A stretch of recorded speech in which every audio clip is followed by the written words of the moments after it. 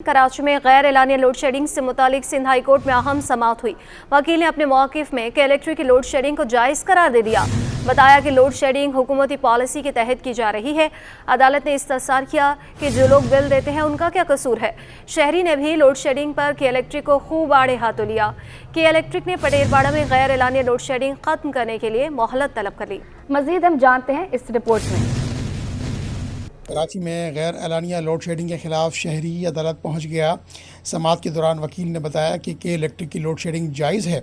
वकील के इलेक्ट्रिक के मुताबिक लोड शेडिंग हुकूमती पॉलिसी के तहत हो रही है। जस्टिस सलाउद्दीन पंवर ने के इलेक्ट्रिक वकील से इस्तफसार किया कि जो लोग बिल देते हैं उनका क्या कसूर है। वकील ने बताया कि हाई लॉसेस एरिया में लोड शेडिंग की जाती है ताकि ज़्यादा नुकसान से बचा जा सके। अदालत ने रिमार्क्स दिए कि एक आम शहरी खड़ा है, इसका सिलसिला कैसे हल करें। वकील के इलेक्ट्रिक ने जवाब दिया कि जहाँ जहाँ बिजली चोरी होती है वहाँ कार्रवाई कर रहे हैं। वकील दरख्वास्त गुजार ने मौक़िफ़ अपनाया कि एलानिया के अलावा गैर एलानिया लोड शेडिंग भी की जा रही है। दरख्वास्त गुजार वाकिफ शाह के मुताबिक पटेलपाड़ा में 24 घंटों में सिर्फ 11.5 घंटे बिजली आती है। जो लोग बिल देते हैं इनका क्या कसूर है। पटेलपाड़ा में हमारी 11 घंटे पटेलपाड़ा जहांगीर रोड है। हम 78% रेवेन्यू कलेक्शन दे रहे हैं और ये पिछले एक साल से के इलेक्ट्रिक वालों के कोई वहाँ नायल अफसरान हैं, उन्होंने बाकायदा हमें जहाँ फिर वो अपनी KPIs पूरी करने के लिए जो 18% है उसके साथ हमें मिला दिया है। तो इसका नतीजा ये होगा कि जो हमारे लॉयल कस्टमर हैं, स्टार कस्टमर हैं, तो वो दूसरी तरफ जाएंगे। के इलेक्ट्रिक ने पटेलपाड़ा में गैर एलानिया लोड शेडिंग खत्म करने के लिए मोहलत तलब कर ली। अदालत ने आइंदा समाअत पर के इलेक्ट्रिक से रिपोर्ट तलब कर ली। मेयर कराची मुर्तज़ा वहाब का Karachi institute of kidney disease federal B area का दौरा। मेयर कराची ने गुर्दों के अस्पताल की नौ तामीर शुदा तीसरी मंजिल का इफ्तिताह किया। इंतज़ामिया की जानिब से मेयर कराची को अस्पताल में मरीजों को मुहैया की जाने वाली सहूलियात से मुतालिक ब्रीफिंग दी गई। तफसीलात जानेंगे हमारे नुमाइंदे शोएब मुख्तार से। शोएब, बताइएगा। जी बिल्कुल, मेयर कराची बैरिस्टर मुर्तज़ा वहाब ने Karachi institute of kidney disease अस्पताल की नौ तामीर शुदा तीसरी मंजिल का जो है वो बाकायदा तौर पर इफ्तिताह कर दिया है। इस मौके पर इंतजामिया की जानिब से मेयर कराची को अस्पताल में मरीजों को मुहैया की जाने वाली सहूलियात से मुतालिक तफसीली ब्रीफिंग भी दी गई है। बैरिस्टर मुर्तज़ा वहाब का इस मौके पर कहना था कि कराची में KMC के 14 बड़े अस्पताल हैं। गरीब और मुतवस्सत तबके की बड़ी तादाद जो है इन अस्पतालों से इलाज व मुआलजे की सहूलियात हासिल करती है। KMC इन अस्पतालों को अपग्रेड करने की भरपूर कोशिश कर रही है। गुर्दों की बीमारी में तेजी से इजाफा होना तशवीशनाक है। अवाम अपनी सेहत पर आलमी मयार के मुताबिक जो है तवज्जो नहीं देती। बैरिस्टर मुर्तज़ा वहाब का मजीद कहना था कि अक्सर व बेशतर इंतहाई तशवीशनाक हालत में मरीजों को सरकारी अस्पतालों में लाया जाता है। तरक्की पजीर ममालिक में सालाना तिब्बी मुआयने और एहतियाती तदबीर इख्तियार करने का रिवाज नहीं है। उनका कहना था कि गुर्दों की सेहत मालूम करने के लिए इंतहाई सस्ता टेस्ट होता है। नौजवानों की एक बड़ी तादाद भी गुर्दों के मर्ज में मुब्तला है। पान, गुटखा, छालिया और नस्वार भी गुर्दों को बुरी तरह मुतासिर कर रही है। जी बहुत शुक्रिया शोएब मुख्तार। अवामी कॉलोनी पुलिस मुकाबले में पुलिस की मुबैना गफलत से काशान की मौत को 14 दिन गुजर गए, लेकिन काशान की वालिदा को पुलिस इंसाफ ना दिलवा सकी। वालिदा ने वज़ीर-ए-आला सिंध से इंसाफ मांग लिया। मजीद बता रही हैं अनुषा जाफरी। जी बिल्कुल, देखिए कोरंगी अवामी कॉलोनी थाने की हदूद में जो है वो काशान नामी जो बच्चा जाबाक हुआ था, उसके लवाहिकीन को अभी तक इंसाफ नहीं मिला। इतने दिन गुजर चुके हैं, हमारी टीम भी आई थी और अब हमारी टीम फिर से उनकी वालदा के पास आई हैं। उनकी वालदा की ज़बानी जानेंगे कि पुलिस ने अब तक क्या ताउन किया। अच्छा, काशान की वालदा हमारे साथ मौजूद है। आप ये बताइएगा, हम पहले आए थे, हमने हाईलाइट किया, उस वक्त नहीं मिला इंसाफ। अब तो वज़ीर-ए-आला सिंध मुराद अली शाह साहब आ गए, तो मुराद अली शाह साहब से क्या आप मुतालबा करेंगे हमारे चैनल के जरिए? बस मैं ये मुतालबा करूंगी उनसे कि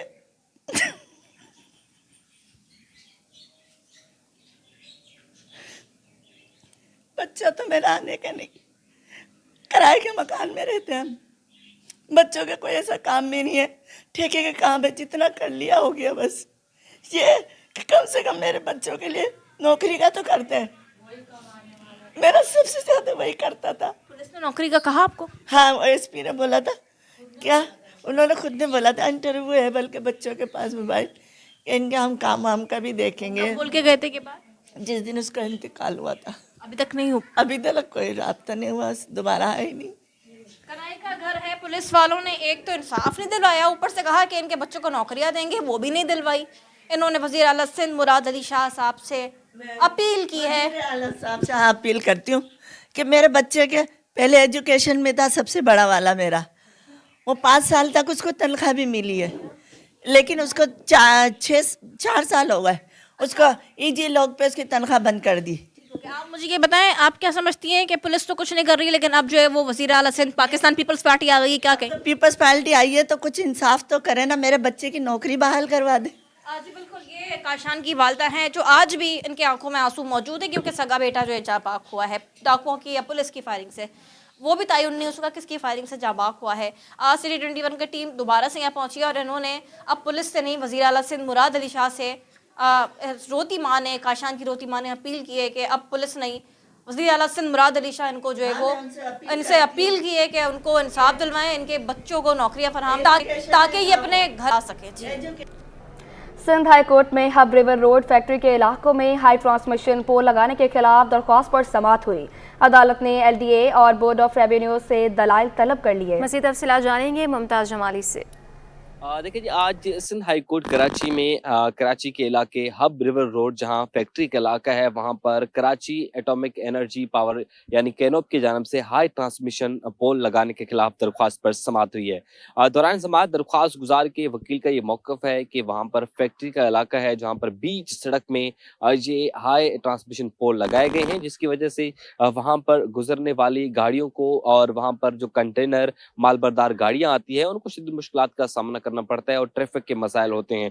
उन्होंने अदालत में ये भी मौक़िफ़ अख्तियार किया कि जो कंपनी की जानब से इजाज़त नामे अदालत में पेश किए गए LDA और महकमा बोर्ड ऑफ रेवेन्यू की जानब से, वो दोनों जो हैं वो जाली है, जिस पर अदालत ने आइंदा समाअत पर लियारी डेवलपमेंट अथॉरिटी और बोर्ड ऑफ रेवेन्यू से दलाइल तलब किए हैं कि आपने इजाज़त दी है, अगर इजाज़त दी है तो किन शराइत की बिना पर आपने इजाज़त दी है। दरख्वास्त गुजार के वकील का ये मौक़िफ़ है कि बगैर इजाज़त के बीच सड़क में वहाँ पर हाई ट्रांसमिशन पोल लगाए गए हैं, जिसकी वजह से वहाँ पर जो फैक्ट्री में आने जाने वाली गाड़ियाँ हैं या कंटेनर हैं उनके आमदोरफ्त में मुश्किलात का जो है रुकावट भी आती है, उनको मुश्किलात का सामना भी करना पड़ता है। जी, अदालतों और पुलिस स्टेशंस के चक्कर लगा रहे हैं, इंसाफ दिया जाए। लापता बेटे की वालिदा सिंध हाई कोर्ट में आपदीदा हो गई।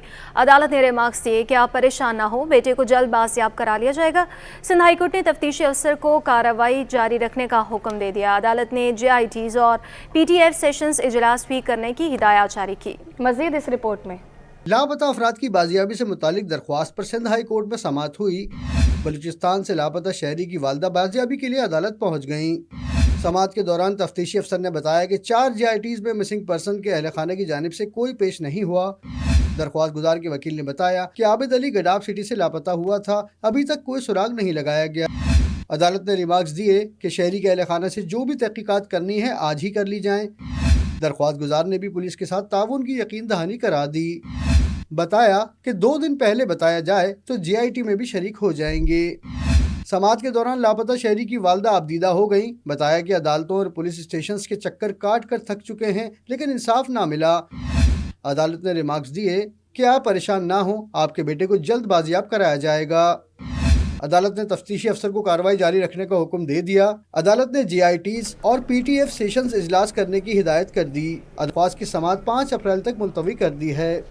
कि वज़ीर आला सिंध की हिदायत पर प्राइस कंट्रोल प्रोग्राम शुरू। कमिश्नर कराची सलीम राजपूत ने अशाए खरोनोश की कीमतों के नोटिफिकेशन जारी कर दिए। दूध की डेयरी फार्मर कीमत 180, परचून में 200 रुपये लीटर मुकर्रर, एक्स फ्लोर मिल आटा 120 और परचून में 128 रुपये किलो मुकर्रर है।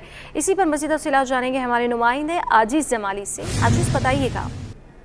जी हाँ, देखिए, वज़ीर आला सिंध ने कमिश्नर कराची को हिदायत की थी कि कराची में तमाम अशिया के रेट मुकर्रर किए जाएं और उसको बाकायदा नोटिफाइड किया जाए। तो आज कमिश्नर कराची ने 100 से ज़ायद आइटम जिनके अलग अलग नोटिफिकेशन जारी किए हैं, जिनमें अशिया खुर्दनोश हैं, सब्जियां हैं, गोश्त है, फ्रूट है, दूध है, दालें हैं, चीनी है, आटा है और उसके अलावा जो रमज़ान में खुसूसी तौर पे इस्तेमाल होने वाली खुर्दनोश की अशिया हैं उनके रेट्स हैं। आलू, समोसे, पकौड़े, इन तमाम चीज़ों के रेट मुकर्रर किए गए हैं और इसके लिए प्राइस कमेटियाँ भी तश्कील दी गई हैं।